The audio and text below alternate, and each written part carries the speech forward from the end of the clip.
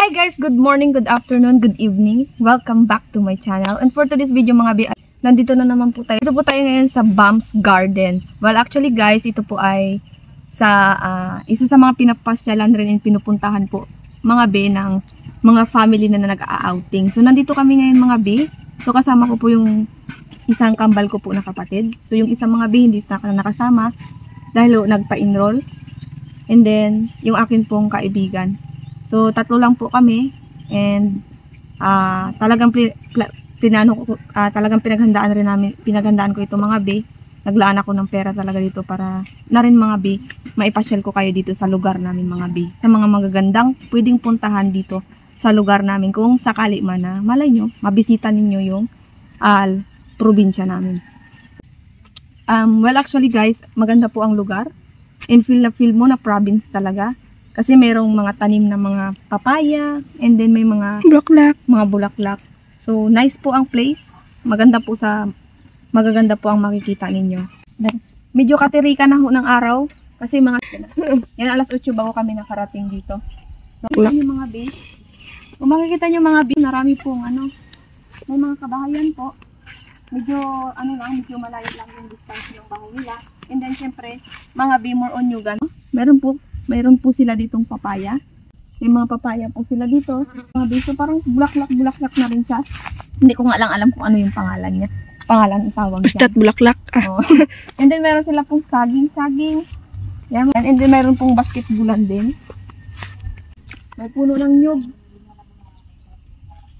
May mga... Siyempre mga bi, ang kagandahan ng mga bi, kami pa lang dito mga bi. Kami pa lang na. And then syempre mga bi, mayroon po sila ditong kubo-kubo mga cottage. bi. So ayan, yung cottage sila mga bi. Ayan.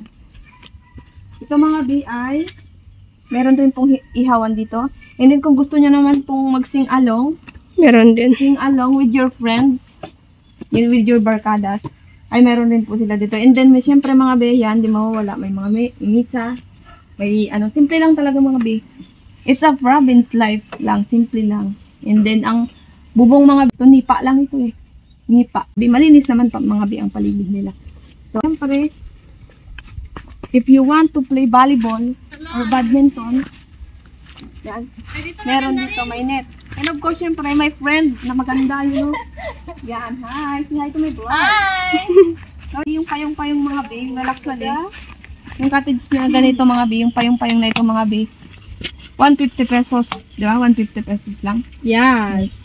Yan. Ay, ngayon, sira. So yan, 150 pesos. Eh, syempre mga bi, yung pool nila mga bi, well actually, dalawa yan. Isa sa adult, and isa doon sa for kids. So itong pool po nila mga bi, yan. So akala lang natin medyo mababaw, no? Basta lang. Hindi ho. So katulad kong pandak, for malalim na. And syempre, meron din silang mga paalala. Yung pool nila mga bi, may hagdan din. Oh. Kung mamaya maliligo ako dyan.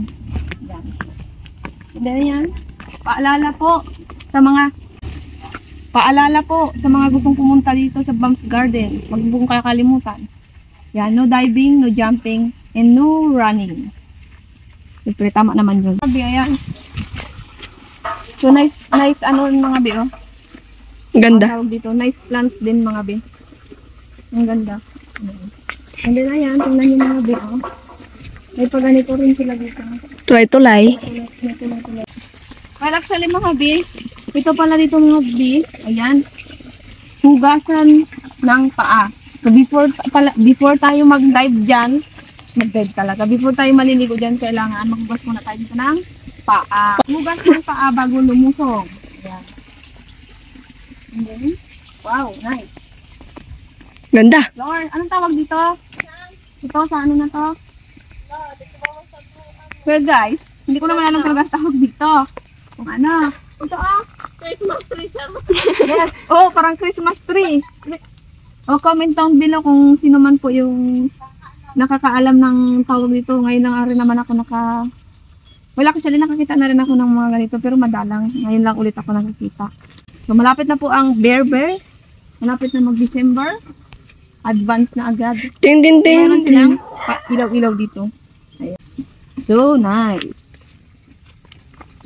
Oh, grabe. Ayan. Meron rin po sila dito Ha? Oo. Ito meron rin po sila ditong cottage mga be. So ayan, pero ang nagpapalandong mga be, nagbibigay ng landong ay ang puno ng Sarisas. sarisas mga be. So ayan mga be, ang puno ng sarisas. Ang tawag namin dyan ay sarisas. Meron po kinakain po ito. So ayan. Tingin tayo kung may hinog.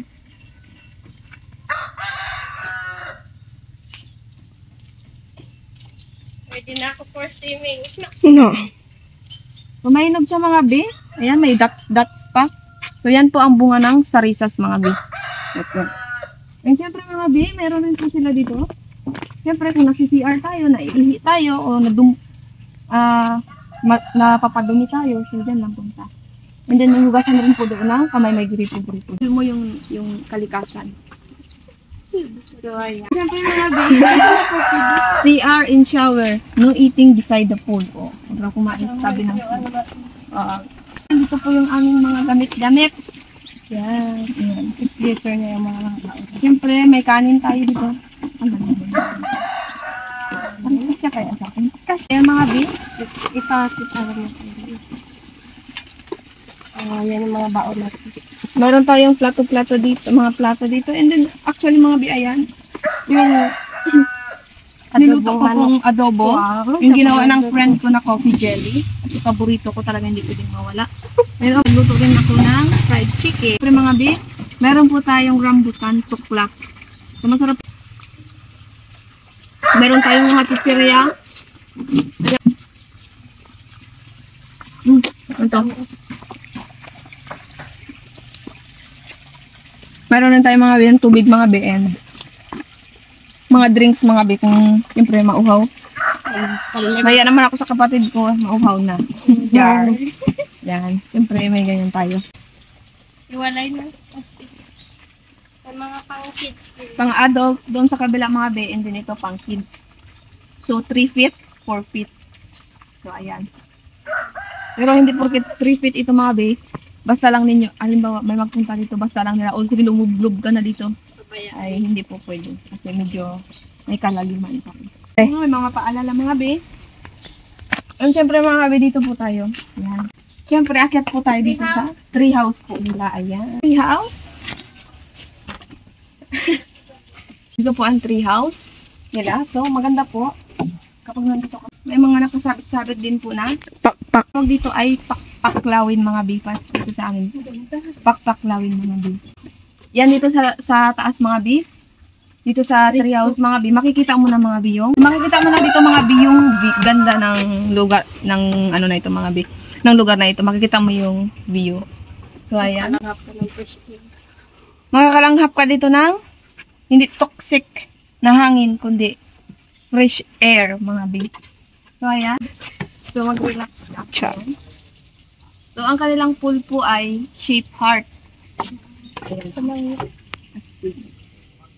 So ayan mga be, and more on plants talaga mga be. More on plants, and yung sa kabilang gilid naman doon ay more on kanyugan mga be. So mapipil mo. So I think pagkagabi talaga maganda. So parang pasyalan lang po talaga ito ng mga be. Kung gusto mo talaga na na parang lang talaga mag-outing with your barkadas, with your boyfriend, with your friends, or with your family. So, pwede po talaga dito. So, kaya yan naman ang ginagawa ko talaga mga be para sa inyo. Kasi nga sa akin mga be, gusto ko talaga na yung ma-flex ko rin mga be, yung ganda na meron yung probinsya ko mga be. Dito sa bayan ng Brooks Point. Maganda po ang bayan ng Brooks Point. Ayan. Well, actually mga be, hindi lang po ito mga be yung, ang tawag na nga dito ning, yung pasyalan mga be, yung, actually marami ditong mga ano, di ba? Mga beach ba? Tama ba? Beach ba yun? Well, actually mga be, marami na ho talaga ditong resort sa Brooks Point. At yung mga resorts na yan mga be ay isa rin sa pangkabuhayan rin syempre mga be. At nakakatulong rin syempre mga be sa kagaya namin na kagaya nito. Gusto namin mag-relax. Yan, no? Gusto namin na gustong mag-relax. So, may mapupuntahan ka na lugar na abot kayang presyo lang. So, the entrance is 30 pesos. And then, Sa cottage naman, 200 pesos. Yun ang sabi ni ate kanina, 200 pesos. And then sa payong-payong naman is 150 pesos. So, yun may mga ihaw-ihawan din sila. Dala lang ng uling, pampalingas. Yan. So, ayan mga be, kain po tayo. So, gutom na talaga. Gutom na, wala pa kami umagahan. Nandito na po kami mga be, naligo na kami. So, tama lang po yung lamig ng tubig. And may mga nagsipagdating na rin mga be. Pero ng mga medyo marami-rami na kami dito. Pero ngayon, sulo pa rin namin yung pool kasi hindi pa sila naliligo dito. Nagbabasketball pa yung iba. Yung iba naman, yung mga bata doon.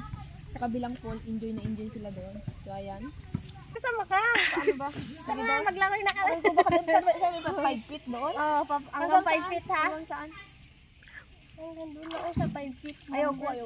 Oh, sige, paganyan. Paganyan, sige. 1, 2, dali, mag-ano na tayo. Prega.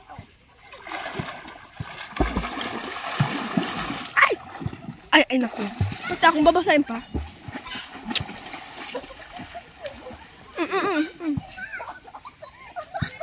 Pabalik naman, pabalik to. Dalawa, paunahan ko rin. Alam na ba yan to? Rigo.